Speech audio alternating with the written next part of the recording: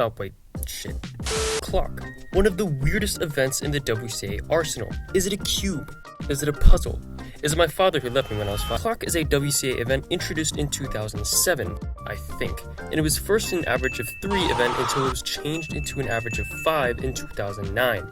All of this is according to Google. Please don't drop my address. There was a lot of controversy, and still is, whether or not to keep it as a WCA event, but those people just want to take out an event so that they can sit back and bathe in their mountain of square ones and cubes while people keep solving 3x3s with their feet. Wait. I'm getting distracted. Currently, the world record is 2.61 seconds by the one and only fruit-named degenerate like the rest of us, Tommy Cherry, at the Mid-Atlantic Championship recently in 2023. But enough history. Time to get into the hardware of how this all works. As you can see, there are 2 sides, and moving the gears changes both sides. Frankly, I don't know how this works either. So let's take it apart, shall we? As you can see, it is full of gears. But let's take a closer look. As you can see, there are 2 different types of gears. One separated one, and one that is not. The ones that are not separated will have similar pointing pins no matter how many times they are spun. And obviously, the ones that are separated can get as messed up as McLaren's F1 team, you silly Billy. There are 4 of the non-separated gears and 5 of the separated gears. And if I highlight them like this, you can see that the separated ones make a cross, and the non-separated ones are the corners.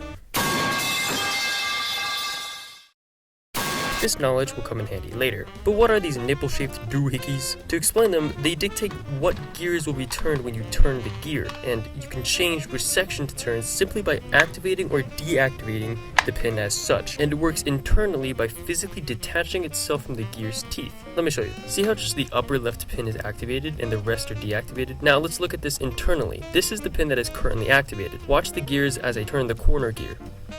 As you can see, only the gears connected to the corner start vibrating. Let's return to the constructed clock. Only the gears that are connected to that pin now turn. Simple. This principle works with any pin that is up. So if I activate the pins on the right, the whole right side turns. That was boring. So let's get into how to solve these Goombas. There are essentially 2 ways of solving it. One simple baby way and one Chad complex method. Let's start with the simple way, which is pretty much what 90% of people use. This works similar to a 3x3 method, starting off with the cross. Once a cross is made, you then flip over the clock, hence the name flip method, and make the cross on the other side. And this works because it does. Now that the crosses are completed, all that remains are the corners. But remember, the corners are the non-separate gears. Hence, if you solve it on one side, you solve it on the other. That's how I'm going to solve it because I don't want to learn the Chad complex method called no flip, where you don't flip the clock.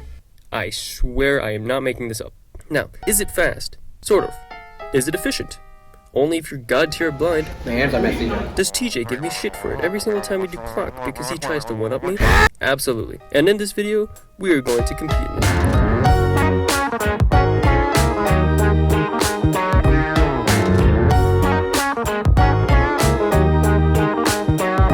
Now this video is going to be a bit different, because for the first time ever I am traveling outside of my little bubble of competitions and going all the way to Hawaii to compete, and hopefully get a podium. I don't know. I might be a bit too smooth brain for that. But right now I need to get from here all the way to here. Let's see who I'm taking with me. Ah, crap.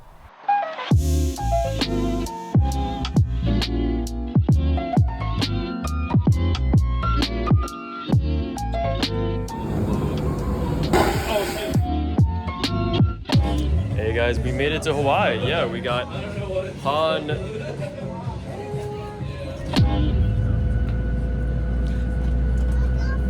How did we get here? I don't know. What? Man, what the fuck? Now, before I finish that sentence, welcome to Hawaii, filled with tall buildings and water. First things first, we met up with Chris and checked into our room we would be staying at. Very nice place. Here's my bed. Wait, no. This is my bed. What the fuck is this? The first thing on our agenda was the Cube meetup with the Hawaiian cubing community.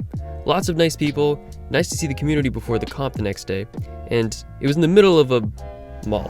What did we order? 2 venti waters with a splash of water and a hint of water. I thought we had a side of water. Oh, dude, we should go back and find out. Yeah,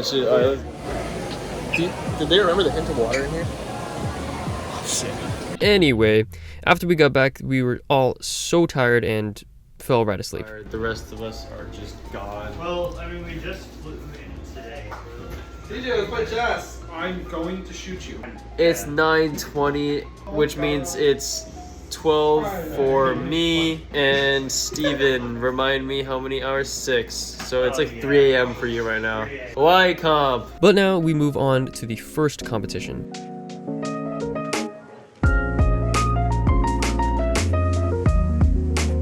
Lots of chess for some reason, but on the side we had an unofficial event of H-perm, where you do an average of H-perms. Anyway, I failed. No! But moving on to the main event, clock. Now, I've only competed like 1 or 2 times before this, and I was really trying to get that sub 10 average. So, let's see how we did. The first solve was terrible. Let's take a look. The main problem I had was that I could not, for the life of me, move the pins correctly. I was either overshooting or undershooting, and this killed my time. But like, the kid picked up the cube, which is fine, but then started playing around with it. Like, bro, you can't do that. But anyway. Oh, hey, Steven. This solve was a bit better, a few less pauses and not as much choking, but for some reason, the first cross was just taking me forever. But I got a 10.27, so that might be okay for the average. Long first cross, long second cross, and there's the mess up. Another 12-second time, and the hopes for a sub 10 average is gone. Really sad. The next 2 solves didn't go any better. Messed up, and just could not move the pins correctly.